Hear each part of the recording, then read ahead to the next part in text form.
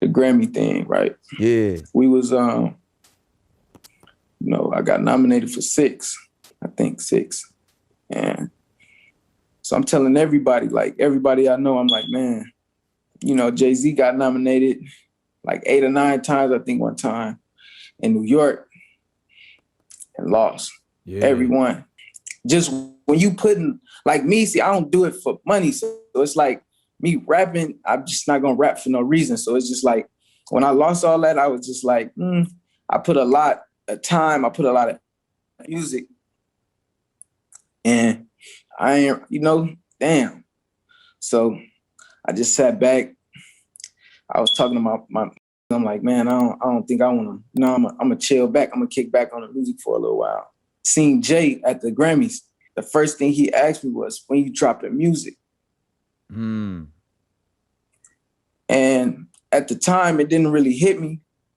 It didn't really hit me, but later on, I just thought of the power of that. Like, like I manifested, like just talking about how, they did him one year and it happened to me. Right. And the same guy that I was saying, you feel me, like this happened to, end up asking me like when I'm gonna put out more music.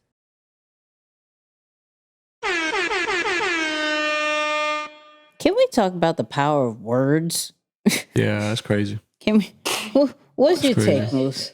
Yeah, that's crazy. I mean, I think the one thing, and we've always talked about this, but number one, you never know who's watching or listening, clearly, right? Because you could be an artist out there who's like, oh yeah, I don't know, maybe it's not cut out for me. And then one of the greatest of all times is actually, or has been listening to your stuff and is curious to know, when are you releasing more music? Or when are you putting out the next product? Or when are you making some upgrades to your service? And you're like, what? You guys have been tracking me this whole time? Right. You just never know who's watching or listening or following your stuff. So that's the very first thing that comes to mind. So I think that in its own has a tremendous amount of impact, because he's still going till this day, and I think that enough is a noble pursuit. So yeah, that's the very thing, the biggest thing that comes to mind. Yeah.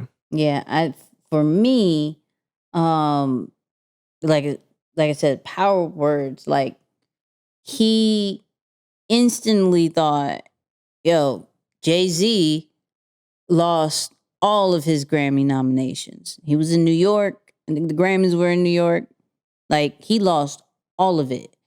And when you speak that into existence, like, I'm telling you, the power of words. But the fact that he was pretty much dominated 2020 the way he did, and how sometimes we almost look at it from a standpoint like, yo, it's almost in the bag. It's almost in the bag. Like, I should get this, regardless if it's a feeling a little bit entitled or whatever. Like, your hard work is finally going to be seen worldwide. Because once you get those types of awards, it brings your price goes up. You know what I mean? Your price goes up a bit, right? And for him to get nominated 6 times and get nothing, I believe anybody could get very discouraged. I don't think that's wrong to say that, my man was down and didn't feel like doing music too much. But the same person that he said lost 9 times then goes and checks him and be like, yo, when's the music coming out? You have to look at it on, this is why, another reason why Jay-Z is the GOAT. Another reason. Like, and Roddy Ricch just showed that, like, any other artist not given the proper guidance, right, and not given the proper drive will fall back. Like, did Jay-Z, when he lost all 9, did he have somebody to be like, yo, when's the music coming out? We don't know. We don't necessarily know, but we know when he did lose all that, he still continued to come out with music. He still dominated the rap game uh in his era, and still a little bit now, but definitely in his era, he dominated regardless of what the awards would say. Because to Jay and a little bit of Rich, from what he's saying, it's not necessarily about these awards.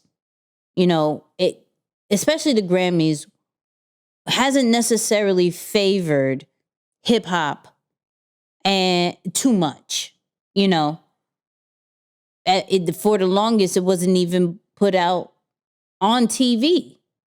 And then finally, you know, as the popularity grew, but you could still see with The Weeknd, when he wasn't even part of it, how some of these awards are a little bit out of tune.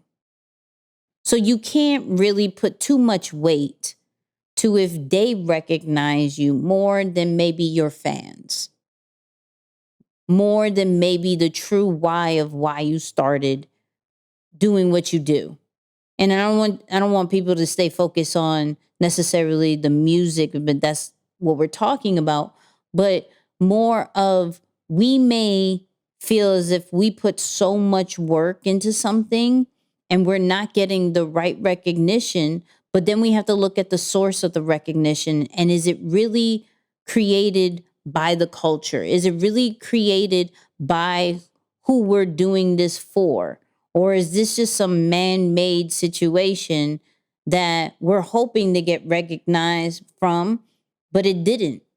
And I posted the other day the importance of creating your own platform and the importance of being able to create a platform that provides opportunity for others that weren't necessarily provided to you. So for some of these artists, or even if you're tapping into this and connecting it to yourself, like, for those who feel as if they should have been recognized for something that they've done, or they should have gotten certain, should be on certain platforms, should be with certain people, right? Create that for your own. Like, I would not be surprised if a Jay-Z or some of these newer rappers come up and they create an award system that properly recognizes the work, that properly has the right people who are in tune with that particular industry, right? And create something for that. Now, some people may downplay it, and it's like, well, that's a ripoff of the Grammys, or that's a but we as the people give too much weight to what other people create, and we haven't created our own. So it's so important to not necessarily, I mean, we're going to get discouraged here and there, absolutely, but what is the solution? Yeah. What are we doing to create a platform, to create a vibe for others not to feel the way we have, or have other people given the right recognition because we weren't given the right recognition when we were coming up? Like, what is the change that we're trying to create? Now, from the different angle of, he was like, yo, now he just dropped a new single and he's starting to make music more and more. What that shows is, who do you have on your corner that, regardless of what you have going on, what mentor, what big bro or sis that you have, that is going to have you to keep going when you don't want to? That's a big thing as well. Like, don't feel as if you should do this on your own. And if you are doing this on your own, surround yourself. Surround yourself with people who are going to push you. We've spoke about it in other episodes. That's going to check you, right, on things that you should be doing, regardless of certain outcomes. And so that's why I picked this. Also, Roddy Ricch is a whole introvert. Okay. Oh yeah. I don't know if you were listening or seeing that particular part, but he was struggling. He was struggling with the interview. And if you go on YouTube and you look up the full video with Nick Cannon and himself, my man doesn't do interviews very well because he's very like just shelled off. And how he still articulated that, we got to give him props for, right? And understanding that as a certain status, you're going to have to get in front of certain people sometimes. You might as well pick people you feel a little bit more comfortable with. But, you know, that's why some of these rappers don't go, and some of the artists, period, don't do interviews because they're low-key introverts. Yeah. They're low-key introverts. But, you know, that's the importance of getting with somebody you feel comfortable with. But for me, at the end of the day, what are you creating? What are you creating to be able to avoid this situation from happening? If it is not about the money and the recognition, then what are you creating to make sure that this doesn't happen again? I'm big on that.